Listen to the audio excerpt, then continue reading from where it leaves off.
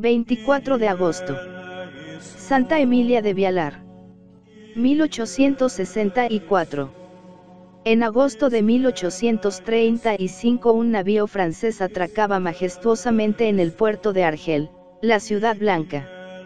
Rompen a tocar las charangas militares, y, entre los vítores guturales que lanza la multitud y el estruendo de la artillería que atruena el espacio, 4 humildes monjitas descienden al desembarcadero y pasan entre dos filas de soldados que presentan armas. Pero no se vaya a creer que estos honores son precisamente para ellas. Es que han venido en el mismo barco que trae al nuevo gobernador general, Mariscal Clausel. Con él ha hecho también la travesía el barón de Vialar, hermano de Emilia, fundadora de un naciente instituto, las Hermanas de San José de la Aparición, que, todavía en los primeros balbuceos de su existencia, ya se siente con bríos para llevar a las gentes mahometanas de África el mensaje de Cristo, desplegando ante ellas todas las formas de la caridad.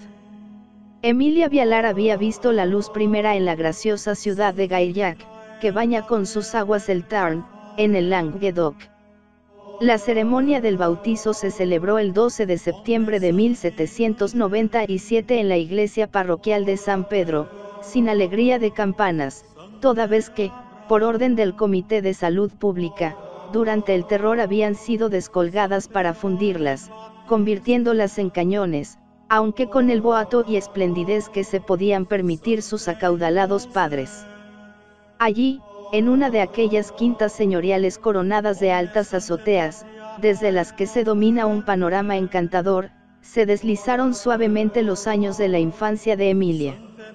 Con qué bella plasticidad lo sintetiza la escena hogareña que nos ofrece una de sus biografías. A la sombra de una espléndida acacia, la niña aprende a leer en el libro que se abre sobre las rodillas de su mamá, la baronesa de Vialar, cuya delicada salud la obliga a pasar frecuentemente los días estivales al aire libre tendida en un canapé. El buen Dios, dice la solícita educadora a su hijita, nos ha criado. Nos ama. ¿Lo entiendes, querida mía? Sí, replica Emilia con todo el fervor de su alma pura. Pero la baronesa no puede continuar su dulce y duro magisterio, y decide enviar a su hija a la escuela. La elección no es fácil. Pese al concordato que habían firmado conjuntamente Bonaparte y el Papa, aún permanecían cerradas en la ciudad las casas de enseñanza religiosa. La única institutriz de la región era una damisela que había personificado a la diosa Razón en las sacrílegas mascaradas de los pasados tiempos revolucionarios. No hubo otro remedio. Y mañana y tarde, durante 6 años las calles tortuosas de Gaillac vieron pasar a una niña de grandes ojos castaños y crenchas doradas, desbordantes de su blanca cofia, que con el cestillo al brazo, se dirigía a la escuela, abierta en la ciudad por aquella infeliz. Dicho se está que entre la nueva maestra y la avisada discípula no pudo establecerse jamás ninguna corriente de simpatía. Una tarde de septiembre de 1810 la familia de Vialar llegó a París, ebrio a la sazón con el vino espumoso de las últimas victorias imperiales, para presentar a la jovencita Emilia a las religiosas de la Congregación de Nuestra Señora, fundada en el siglo XVIII por San Pedro Furia, que regentaban el célebre pensionado de Le Abbaye Bois, cuya reapertura era reciente. Cabe afirmar que este fue el gesto postrero de su cristiana madre, quien el 17 de aquel mismo mes expiró, rodeada de los suyos, a la prometedora edad de 34 años. Con tan acerbo dolor se inicia el Vía Crucis que tendrá que recorrer intrépidamente la futura fundadora. Sin embargo, no escalará sola la cuesta del Calvario. A los 13 años hace su primera comunión en la capilla del convento en que se educa, y Jesús toma posesión del alma de la niña. No transcurren 2 sin que su afligido padre reclame la presencia de la pensionista en la morada familiar de Gaillac, tan llena de entrañables recuerdos. La colegiala, hecha ya una mujercita, retorna de París. Pasa del tibio invernadero de Le Abbaye Bois a la vida de frivolidad y de chismorreo de la pequeña ciudad, con riesgo de que el céfiro engañador pueda deshojar las flores primerizas de una virtud todavía tierna y de que el jansenismo reinante corte las alas a los más ambiciosos intentos de santificación. Por eso dirá Emilia refiriéndose a esta época, apenas si frecuentaba los sacramentos. No importa. Ya se cuidará el Señor de que la muchacha no le olvide completamente aún en medio de las vanidades y fruslerías de una existencia más o menos mundana. Un día, escribe, estando sola en la habitación, de temporada en el campo, fue como transportada en Dios. De súbito me sentí dominada, casi deslumbrada, por una luz brillante que me envolvía. Parecióme que ésta venía del cielo, y allá dirigí mis ojos, poniéndome de rodillas.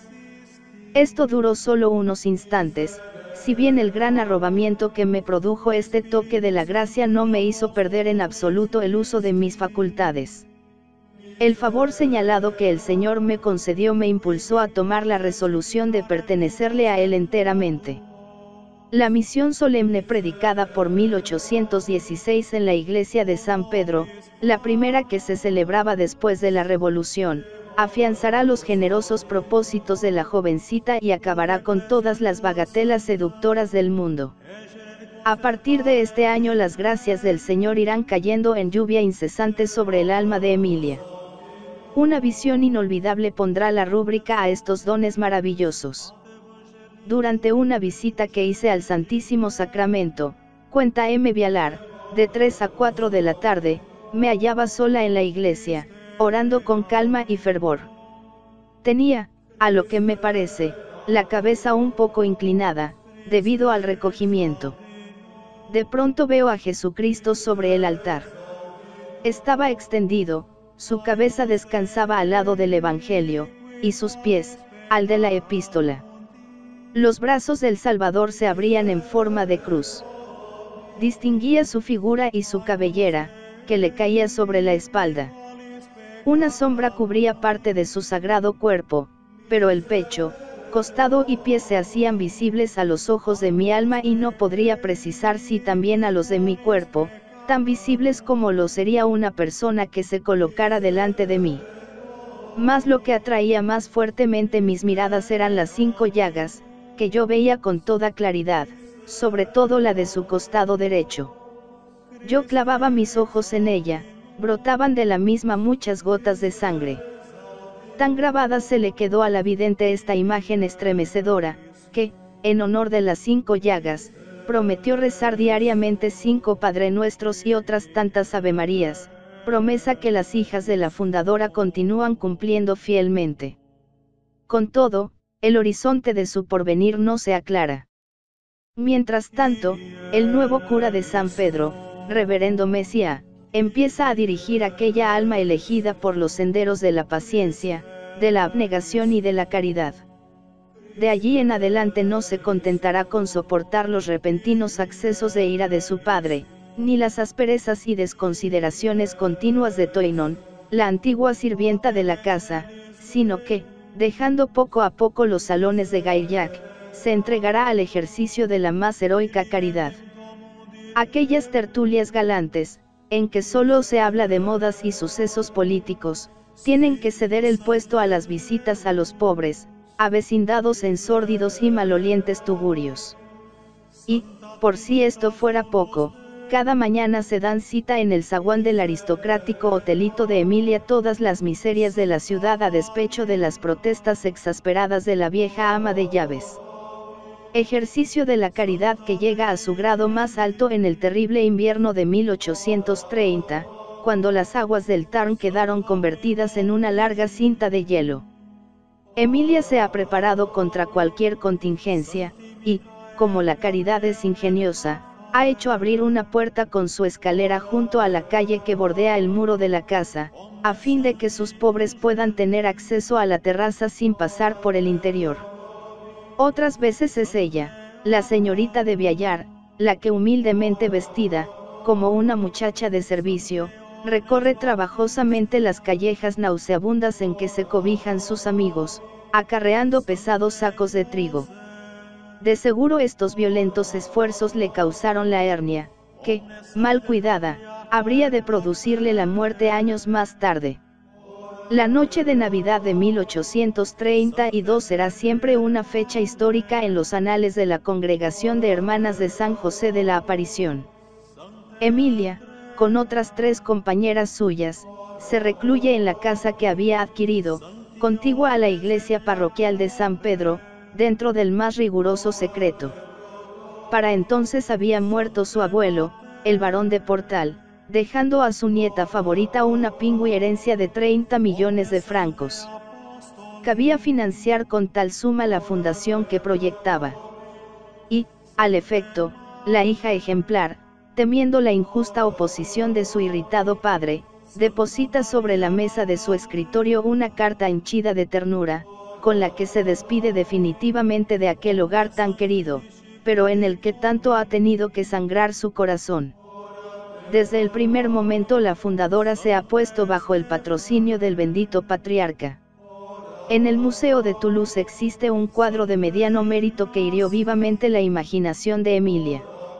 Representa al arcángel anunciando en sueños a José el gran misterio de la encarnación: no temas tomar a María por esposa tuya, porque lo que de ella nazca es obra del Espíritu Santo. Mt 1:20. También sus hijas, que ansían practicar la caridad del modo más excelso, llevarán hasta los últimos confines de la tierra el fausto anuncio de la encarnación. Así viven por 2 años, protegidas por Monseñor de Wally, nuevo obispo de Albi, mientras afluyen en gran número las jóvenes a la orden de Santa Emilia, como malas lenguas dicen. Es verdad que el instituto no tiene todavía reglas ni constituciones. Pero para tender el vuelo sobre el mundo infiel le basta con el soplo del Espíritu Santo. Y es que las misiones habían ejercido, de antiguo, un influjo perenne y avasallador en el ánimo valeroso a toda prueba de Emilia. Sin que me diese cuenta de ello, escribirá, notaba yo un sentimiento vivísimo que arrebataba mi corazón a los países infieles. Ya en las frecuentes visitas que solía hacer a su anciano abuelo en París, nunca dejaba de entrar en la iglesia de las misiones de la calle de Biasy. Por otra parte, sin salir de Gaillac, la pensativa joven tenía costumbre de visitar la iglesia del barrio de San Juan de Cartago, en la que había una capilla dedicada a San Francisco Javier. A la edad de 18 años, precisa la santa, hice el voto de invocar diariamente a este gran santo. ¿Cómo no iba a ser apostólico y misionero el Instituto de Hermanas de San José de la Aparición?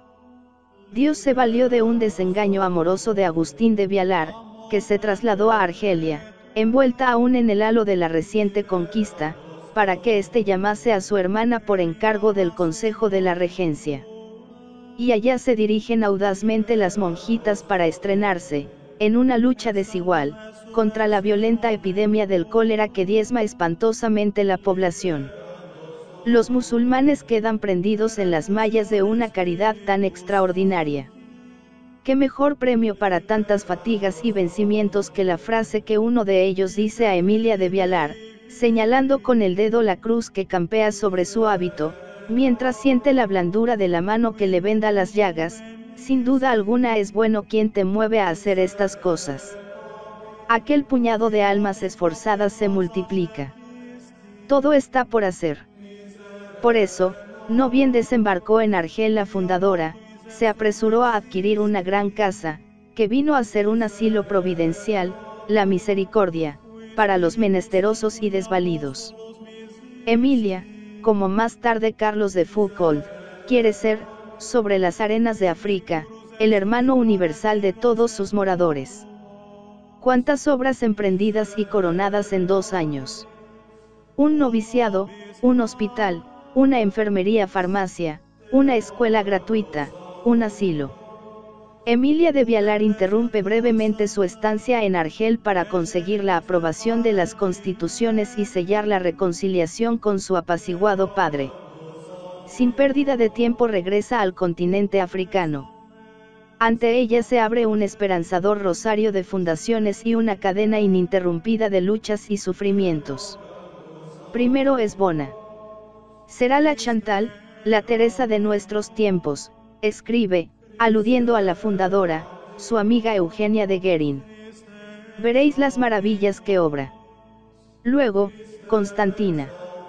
Entre los árabes del interior la santa se pone a curar al jefe de las tribus del desierto, tanta es la confianza que le inspiro, escribirá Emilia, que, al presentarle un remedio y probarlo yo antes para animarle a beberlo, me dijo con acento de persona ofendida, ¿por qué haces eso?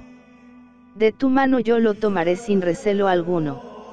A fines de 1839 puede añadir a la lista de sus fundaciones 2 casas más, una sobre la risueña colina de Mustafa y la otra en Benacnou. Al año siguiente prepara la instalación de una comunidad en la regencia de Túnez, fuera de los límites de la protección francesa. Desde esta ciudad, tan populosa entonces como Marsella, sus hijas se derramarán por Suze, Sfax, la Marsa y la Goleta. Emilia de Vialar, andariega incansable, como la Virgen de Ávila, después de un largo periplo por Gaillac, París y Roma, donde echa los cimientos de otra fundación, vuelve de Túnez a Argel. Una desatada tormenta zarandea el navío, que, por fin, de arribada forzosa, fondea en las costas de Malta. Aquí, emulando al apóstol San Pablo, desembarca y da cima a 2 fundaciones más. 11 meses permanece Emilia en aquella isla, floreciente de prometedoras vocaciones. La voluntad de Dios se le manifiesta de 1000 maneras distintas. Unas veces será una tempestad. Otras, una simple carta. Como la llamada epistolar apremiante del reverendo Brunoni, misionero de Chipre, que solicita la ayuda de las hermanas de San José de la Aparición.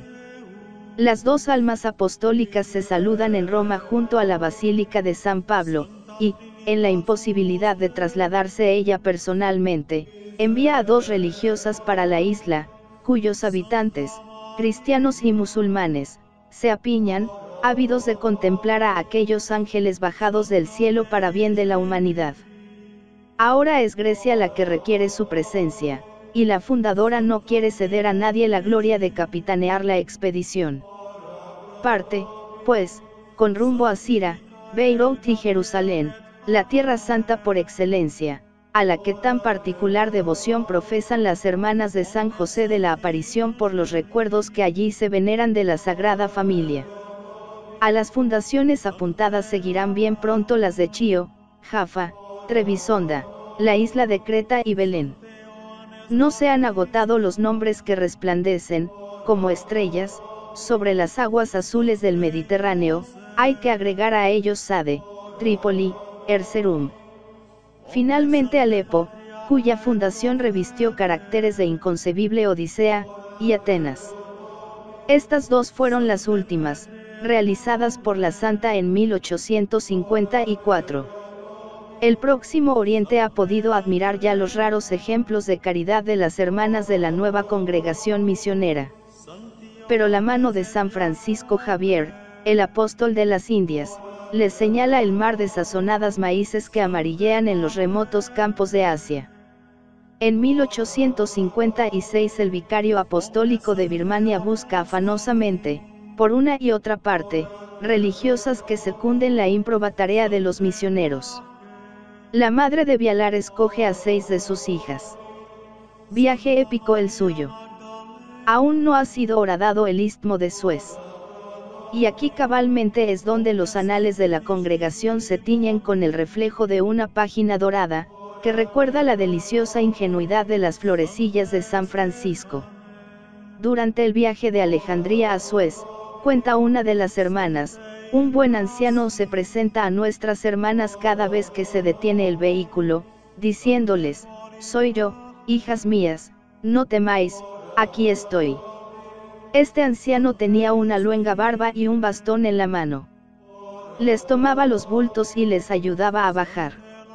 Así hasta su embarco en Suez. Ya en el barco, el anciano dice a las hermanas, adiós, hijas mías, buen viaje. No temáis. Yo estoy con vosotras. África, Asia, Oceanía, la última parte del mundo, colmará los anhelos bienhechores de Emilia. En junio de 1854 el integérrimo benedictino español Monseñor Serra, obispo de Perth, Australia Occidental, viene a Europa con el designio de pedir a la madre de Vialar algunas religiosas para establecer un puesto en Fremantle. La fundadora, accediendo a sus deseos, envía 4 hermanas a Londres.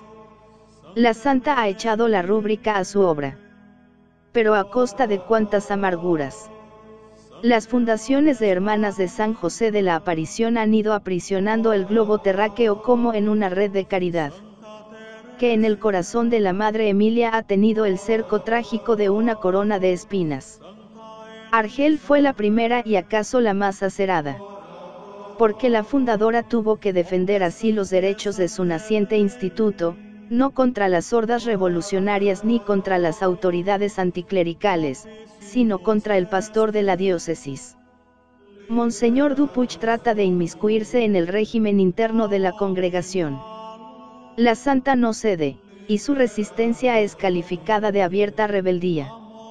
El prelado no perdonará medios para doblegarla, desde las amonestaciones más severas hasta el entredicho y la privación de los sacramentos. 3 años interminables de durísimo forcejeo. Dios me ha dado un corazón fuerte, escribe con toda sencillez la fundadora a su insigne protector, Monseñor de Whalley, ninguna prueba me ha podido abatir en el pasado, y esta que me aflige ahora no hace otra cosa que redoblar mi fuerza. Si debo pelear hasta la muerte, yo pelearé. El prelado, empero, no ceja en su actitud, y las hermanas de San José de la Aparición se ven obligadas a dejar bruscamente Argel. Otro será el comportamiento de Emilia cuando Monseñor Dupuch, a su vez, tenga que salir al destierro. Gran corazón. Lo necesitaba la fundadora. Ya que, años más tarde, el huracán sacudirá, hasta derribarlos, los muros de la casa madre de Gaillac. Esta otra prueba tendrá una acervidad singularmente dolorosa. Paulina Gineste, una de las cofundadoras, dilapidará los bienes de la comunidad y, en trance de tener que rendir cuentas de su pésima administración, se alzará contra la madre de Vialar y la llevará a los tribunales, terminando por traicionar a la fundadora y sembrar la cizaña entre las religiosas, varias de las cuales seguirán las tristes huellas de la hija pródiga. Es preciso dejar también aquel nido en que la congregación ensayó sus primeros vuelos. Hay que partir para el exilio. En 1847 la reducida comunidad se establece en un modestísimo local de Toulouse. Estrecheces, privaciones, sacrificios de todo género. La cruz seguirá proyectando sus sombras sobre la casita de las desterradas. Y otra vez se repetirá la historia de Argel, con los mismos caracteres de incomprensión, reserva, entremetimiento. Se hace necesario pensar en otro puerto de refugio.